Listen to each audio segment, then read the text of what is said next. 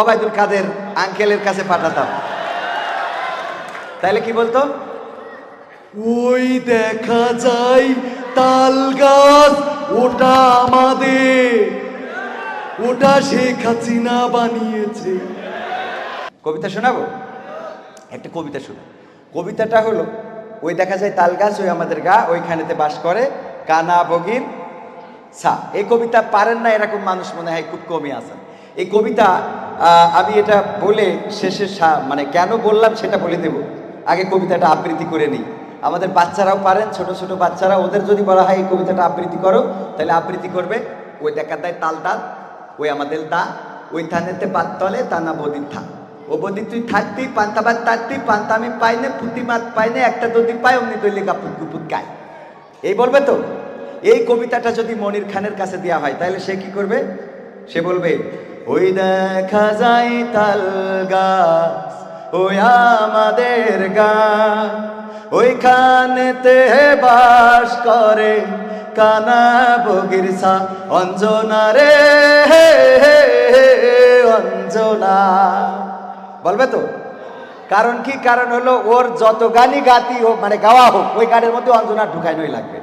হ্যাঁ, যদি এটা ব্যান্ডের কোনো শিল্পীর কাছে দেওয়া হয়, যেমন ধরেন আসিফ ভাই, আসিফ আকবর বা এই জাতীয় আয়ুব বাচ্চু যারা গাইতো, ওদের কাছে যদি দেওয়া হতো, তাহলে ওরা এটা কিভাবে বলতো এই কবিতাটা?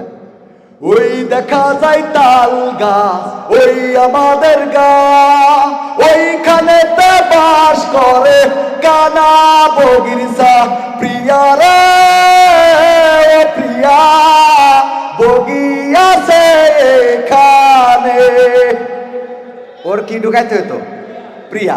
আবার এটা যদি হাসান, আরো ওদের কিছু শিল্পী আছে খুব করে গায়, হাসানের কাছে দিলে মাইক্রোফোনটা নিয়ে ঠিক এইভাবে, যদিও পোশাকটা মার্জিত পোশাক নিয়ে করার দরকার ছিল, মানে অন্য মার্জিত আর কি, তো ও বলতে, ওই দেখা যায় তাল গাছ, ওই আমাদের গা, ওইখানেতে বাস করে রে কানা বগির ছায়া। এরকম তো।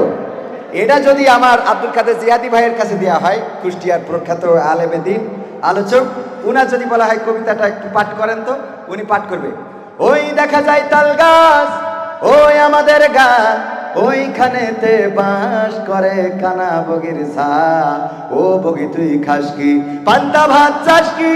বগি কান্দে কান্দে বলে, না বাবা আমি পান্তা ভাত খাইনে, পুঁটি মাছ পাইনে, একটা যদি পাই অমনি ধরে গাপুস গুপুস করে খায়, বলেন মারহাবা। তাই তো?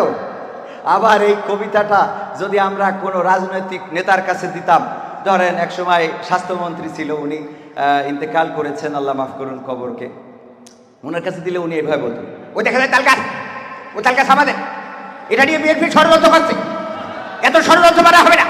কিসের ষড়যন্ত্র? এত ষড়যন্ত্র কিসের?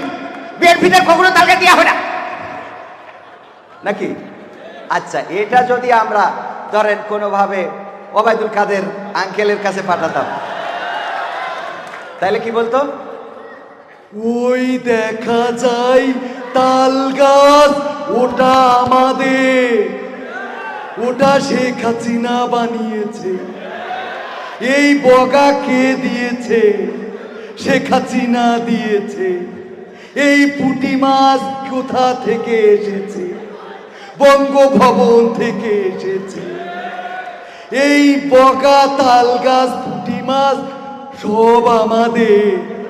এই নিয়ে জামাত বিএনপি ষড়যন্ত্র করে, কিন্তু আমার কথা হলো কোনো ষড়যন্ত্র চলবে না, খেলা হবে, খেলা হবে। জলে জলে তাল গাছ আমাদের হলে ডাক্তার শফিকুরের জলে। ঠিক আছে তো? এটা যদি আমরা আবার ধরেন একজন কৌতুক করে, মজিবার আছে না, ছিলেন তো, এর যদি বলতাম তুই আবৃত্তি করো, আবৃত্তি করার আগে বলতো এইভাবেই বলতো, ওই দেখা যায় তাল গাছ, ওই আমাদের গা, ওইখানেতে বাস করে কানাবগি ছাতা, তোর বাপের কি, তোর 14 গোষ্ঠীর কি, এ সমিতি সেই বগা মাছ পাকা না পাক, তোর অসুবিধা কোথায়? তাই তো? আবার এই কবিতা যদি আমরা কোনোভাবে জাকের পার্টি বলে একটা পার্টি আছে, ওদের কাছে দিই কবিতাটা আবৃত্তি করো, তাহলে ওরা আবৃত্তি করবে। ওই দেখা যায় তাল গাছ ওই আমাদের গা, ওই খবর বাস করে